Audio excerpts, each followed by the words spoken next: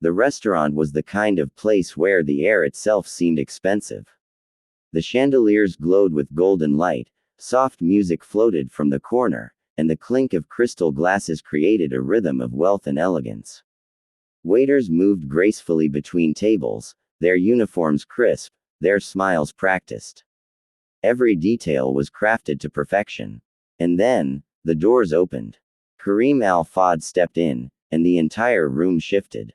Conversations paused, forks froze halfway to mouths, and eyes darted discreetly in his direction.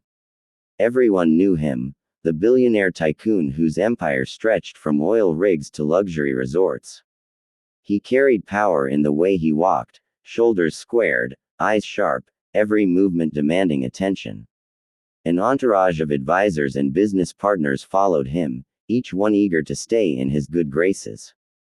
Maya, a young waitress working her third double shift of the week, had been carefully placing napkins at a nearby table when she saw him enter. She stiffened slightly. She had heard of Kareem.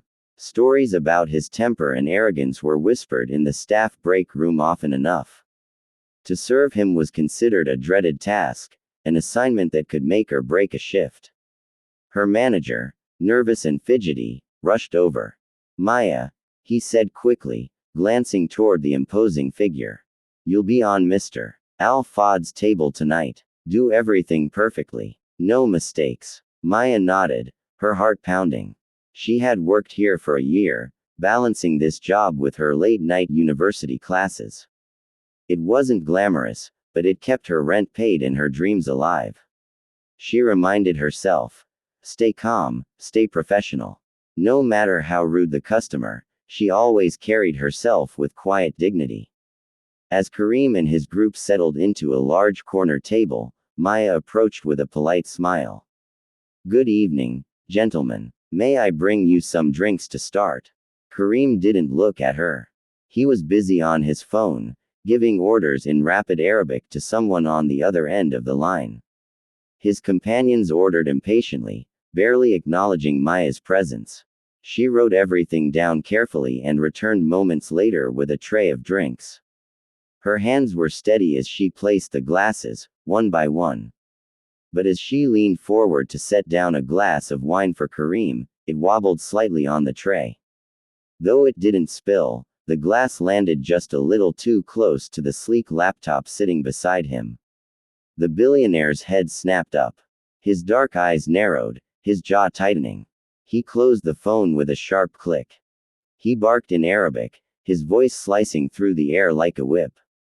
"Are you blind?" The entire restaurant went still. His words were foreign to most ears, but the fury in his tone was universal. Diners looked up from their meals. Waiters froze mid-step. The sound of clattering dishes from the kitchen seemed to hush, as though even the walls had paused to listen.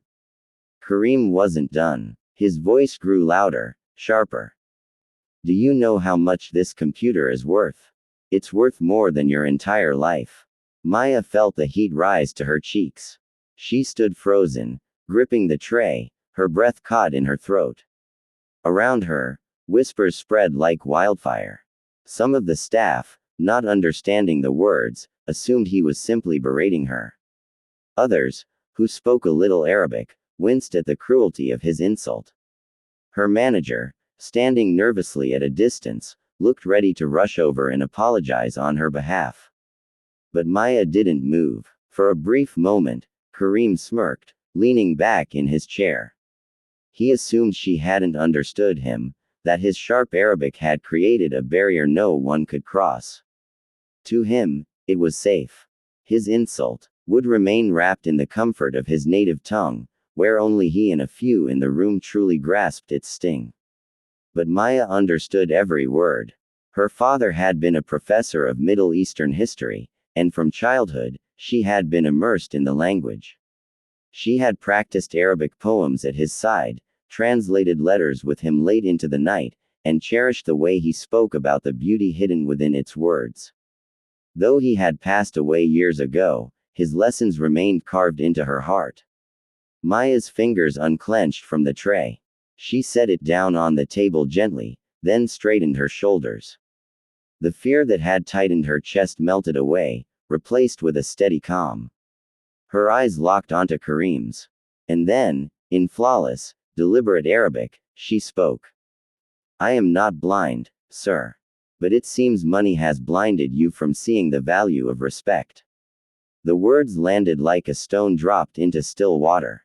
Ripples spread through the restaurant. Gasps rose softly from nearby tables. Kareem's smirk vanished instantly. His eyes widened, disbelief flickering across his face. He had expected fear, silence, maybe a tearful apology. Instead, he was confronted with confidence, with eloquence, with a voice that refused to bow. The room seemed to hold its breath. His entourage shifted uncomfortably, glancing between their powerful leader and the young waitress who had just turned the tables on him. Maya's voice didn't waver. She continued, steady and calm. You may be a man of great wealth, Mr. Al-Fad, but respect is not something you can buy, or something you can demand by shouting. It is something you give, and something you earn. Her words cut through the silence. For the first time, Kareem was the one being judged, not by his wealth, not by his power, but by his lack of decency. She placed the last glass on the table with deliberate care. If you would prefer another server, I will ask my manager to replace me. But while I am here, I will not allow you to humiliate me. The tray now empty, Maya clasped her hands calmly in front of her. Her heart pounded, but her eyes did not waver. And Kareem, billionaire, empire builder, feared by boardrooms and governments alike, sat there in stunned silence, for once unable to summon a single word. For several moments, the restaurant remained wrapped in stunned silence. The sound of Maya's words in flawless Arabic seemed to echo long after her lips had closed. Kareem Al-Fad, a man who commanded boardrooms and silenced critics with a single glare, now sat frozen before a young waitress who had just challenged him without hesitation. His entourage avoided his eyes. Some shifted uncomfortably, fiddling with their cutlery, while others lowered their heads, waiting for the storm to erupt.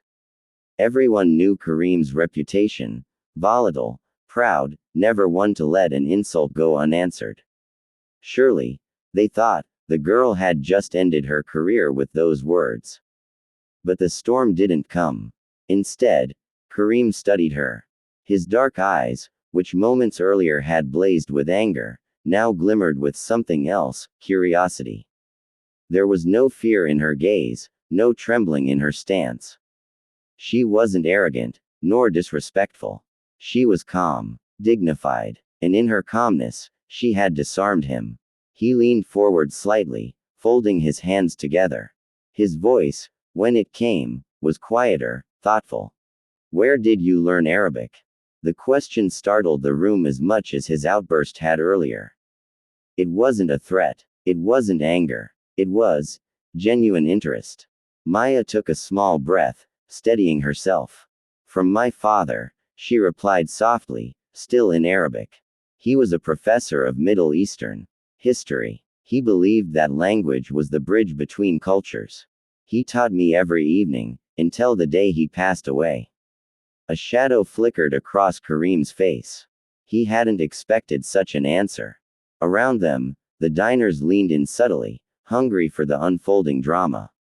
They had anticipated a clash, not a conversation. You speak it better than some of my own employees, Kareem admitted, switching back to English for the benefit of his entourage. His voice was calmer now, almost reflective. It's rare, very rare, to hear it spoken so fluently outside the Arab world. Maya didn't soften. Her expression remained steady, her tone respectful yet firm. Language is not only about words, Mr. Al-Fad. It carries history, culture, and respect. When you yelled at me in Arabic, I didn't just hear your anger. I heard the weight of your pride. That is why I had to answer you. The billionaire leaned back in his chair, silent for a long time. He stared at her as if seeing her for the first time, not as a nameless waitress, but as a person who had dared to hold a mirror to his face. The restaurant remained tense, each person waiting for the verdict, their breaths collectively held. And then, to the shock of everyone present, Kareem chuckled. At first, it was just a soft laugh under his breath. Then it grew louder, fuller, until it filled the restaurant with a sound no one had expected. His companions blinked at him in disbelief, unsure whether to join in or remain silent. "You are brave," Kareem said finally, shaking his head as though amused at his own defeat. "Do you know how many people in my world stay silent just to please me? Too many. And yet you, a waitress, looked me in the eye and spoke truth." Maya didn't flinch. Perhaps no one dared before. But sometimes, silence only feeds arrogance. The truth needs to be spoken, no matter who stands before us. Her words struck him harder than she realized. For years, Kareem had been surrounded by people who catered to his ego, who bowed and obeyed without question. Success had made him powerful, yes, but it had also insulated him from honesty. When was the last time someone had spoken to him without fear? He couldn't even remember. His gaze softened, though pride still lingered in his posture. "You remind me of my mother," he said quietly, almost to himself. "She was the only one who ever dared to challenge me. She would say, 'Kareem, power means nothing if it drowns your humanity.'" The admission seemed to weigh heavily on him. For the first time, the diners didn't see the ruthless billionaire, they saw a man with cracks in his armor, a man reminded of something long buried. He turned to the manager, who had been trembling at the edge of the room, ready to intervene. "This woman deserves a raise," Kareem said firmly, his voice carrying across the hall. "And if she ever decides she no longer wants to serve tables, she should call my office. I could use someone with her courage." A collective murmur spread through the restaurant. The very man who had come in shouting had just elevated a waitress in front of everyone. Maya's heart thumped in her chest. She hadn't spoken up for reward, she had spoken because it was right. Yet here she was, being recognized in a way she had never expected. Still, she held her ground. "Thank you, Mr. Al-Fad," she replied with quiet dignity. "But I didn't speak to impress you. I spoke because respect is not optional, it's the foundation of every human interaction. Whether rich or poor, we owe it to each other." Her words lingered in the air like a final lesson. Kareem rose from his chair, adjusting his suit jacket. His entourage quickly stood as well, unsure whether to applaud his restraint or follow him silently. But before leaving, he turned back. One last time, his eyes locking with Maya's. "You reminded me tonight of something I had forgotten," he said slowly. "Respect is worth more than money." With that, he strode out of the restaurant, his figure cutting a sharp silhouette against the glowing chandeliers. The door closed behind him with a soft thud, leaving behind an atmosphere thick with awe. For a moment, no one moved. And then, as if on cue, the entire restaurant erupted into quiet applause. Diners clapped, some even standing, their faces lit with admiration, not for the billionaire, but for the waitress who had stood her ground. Maya's cheeks flushed, but her posture remained graceful. She nodded politely, excused herself, and walked back toward the kitchen, her hands still steady. Inside, her heart was racing.